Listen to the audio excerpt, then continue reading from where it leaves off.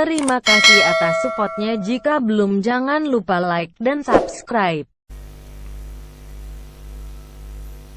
Assalamualaikum warahmatullahi wabarakatuh. Selamat berjumpa kembali. Semoga dijumpai dalam keadaan sehat walafiat dan sukses hendaknya dalam menjalankan aktivitas sehari-hari. Sebelum kita lanjutkan video ini, marilah kita berselawat kepada Nabi. Allahumma sholli ala Sayyidina Muhammad wa ala ali Sayyidina Muhammad. Bagi yang pertama kali menemukan channel ini, jangan lupa klik tombol like, share, dan subscribe-nya agar memiliki manfaat yang lebih banyak lagi kepada lebih banyak orang. Terima kasih sebelumnya. Oke, kita lanjutkan dalam video kali ini. Kita akan membahas tentang pendekatan komunitas dalam pengembangan masyarakat, yaitu dalam mata kuliah pendekatan sistem dalam pengembangan masyarakat. Sebelum kita lanjutkan pembahasan tentang pendekatan komunitas dalam pengembangan masyarakat itu, kita harus memahami terlebih dahulu apa itu komunitas. Maka kita definisikan terlebih dahulu. Definisi dari komunitas itu adalah kumpulan individu dengan berbagai peran dan latar belakang yang saling peduli satu sama lain dari yang seharusnya terjadi. Komunitas itu juga berasal dari bahasa Latin yang berarti kesamaan. Kemudian komunitas juga diartikan bahwa kelompok sosial yang nyata terdiri dari individu-individu dengan berbagai peran dan latar belakang yang mempunyai satu tujuan tertentu. Berarti komunitas itu adalah kumpulan individu dengan berbagai latar belakang yang berbeda. Dia tidak homogen, tetapi dia bersifat heterogen.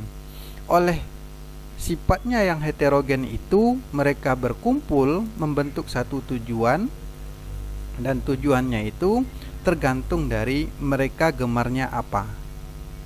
Kemudian dari kegemarannya itu, yang terpenting dari komunitas itu adalah menciptakan sifat kepedulian sosial terhadap lingkungan, terhadap kemanusiaan, terhadap terjadinya bencana dan lain sebagainya. Berarti definisi komunitas itu kita anggap bahwa kumpulan individu yang saling peduli satu sama lain dari yang seharusnya yang terjadi. Banyak yang membedakan komunitas dan kelompok sebetulnya memiliki persamaan. Walaupun banyak orang yang membedakan pengertian antara komunitas, kelompok, dan organisasi, tetapi sebetulnya memiliki persamaan. Di mana saja persamaannya? Yaitu sama-sama kajiannya yang tidak dapat dipisahkan dari kajian sosiologi. Tuh. Yang kedua, objek kajiannya sama-sama tergabung dalam kajian kelompok sosial dalam masyarakat. Jadi, komunitas dan kelompok itu objek dan kajiannya sama. Jadi dia tidak bisa dipisahkan. Ketika kita mengkaji komunitas, di dalam komunitas itu pasti berbicara kelompok, berbicara individu, berbicara tentang masyarakat. Karena ketika berbicara komunitas, kelompok, dan organisasi, kita tidak mungkin berbicara perorangan, tidak mungkin berbicara tentang individual. Kita berbicara tentang banyaknya individu di dalam kelompok tersebut. Nah, lanjut kita masuk ke dalam pendekatan komunitas dalam pemberdayaan masyarakat. Maksudnya adalah menggunakan sudut pandang komunitas dalam memberdayakan masyarakat atau pemberdayaan masyarakat berbasis komunitas. Itu beberapa kalimat yang mungkin maksudnya sama, perspektifnya sama. Bagaimana konsepnya dalam hal ini? Kita harus mendefinisikan terlebih dahulu komunitas itu adalah diartikan sebagai kumpulan individu yang memiliki kepedulian dan berinteraksi dengan masyarakat yang menempati suatu wilayah ataupun disebut geografis. Nah, komunitas itu disebut perpanjangan tangan pemerintah yang melanjutkan program pemerintah. Disebut juga komunitas itu jika dia bergerak atau menjadi perpanjang tangan pemerintah disebut sebagai fasilitator kedua.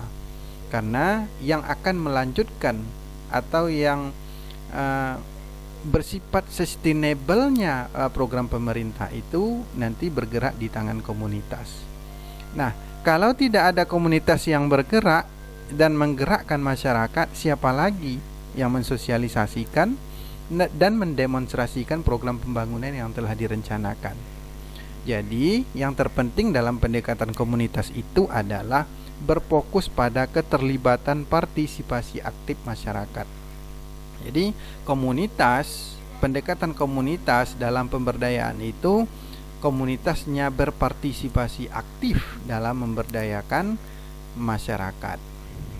Nah, contoh pendekatan komunitas dalam pemberdayaan itu misalnya ada komunitas relawan COVID-19 yang sekarang, bahwa komunitas ini mensosialisasikan pesan pemerintah tentang bahaya COVID-19 dan pencegahannya.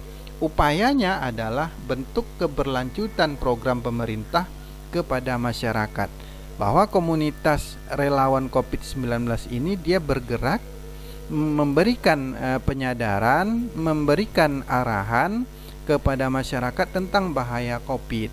Lakukan cuci tangan, lakukan jaga jarak, kemudian selalu memakai masker. Itu adalah upaya-upaya peringatan dan himbauan yang sering dilakukan oleh komunitas relawan COVID ini. Nah, ini adalah bentuk sustainable-nya program pemerintah dalam mencegah virus COVID-19 itu. Ada lagi contoh komunitas lain adalah komunitas aktivis kemanusiaan. Kegiatan membantu pemerintah dalam menanggulangi daerah rawan bencana atau memulihkan kembali situasi dan keadaan masyarakat terkena bencana. Nah, komunitas ini jika terjadi bencana atau sebelum terjadi bencana, mereka sudah mensosialisasikan, sudah melakukan terjun langsung ke lapangan mencari korban-korban bencana. Dan tidak itu saja kegiatannya, tetapi mereka juga melakukan pemulihan, penghijauan kembali daerah-daerah yang tadinya terkena bencana menjadi daerah yang bisa ditempati kembali. Itu dari sisi bangunannya, tetapi dari sisi fisik manusia yang secara psikologis terkena bencana tentu mengalami perasaan yang tidak menentu, kejiwaan yang terguncang. Nah, mereka terkadang mendatangkan para ahli psikologi untuk memberi hiburan, untuk memberikan penyadaran dan pengertian bahwa bencana ini adalah kehendak Tuhan, misalkan begitu. Nah, ini dari komunitas aktivis kemanusiaan. Ada komunitas sepeda ontel. Ini yang berbeda dari yang jauh yang ada di atas tadi, bahwa ternyata komunitas ini jika kita lihat berbagai kegiatannya itu juga mensosialisasikan kepada masyarakat baik mengenai sejarah, kepedulian terhadap lingkungan dan kebersihan lingkungan serta lain-lain. Mereka bergerak sesuai arahan dan situasi kepedulian masing-masing anggota komunitas. Nah, itulah contoh pendekatan komunitas dalam pemberdayaan masyarakat. Lalu tahapan-tahapan yang dilakukan dalam pendekatan komunitas ini dalam memberdayakan masyarakat ada tahapannya. Pertama, tahapannya itu proses diskusi. Proses diskusi ini terjadi di tengah komunitas itu sendiri guna mengidentifikasi masalah dan mencari pemecahan masalahnya.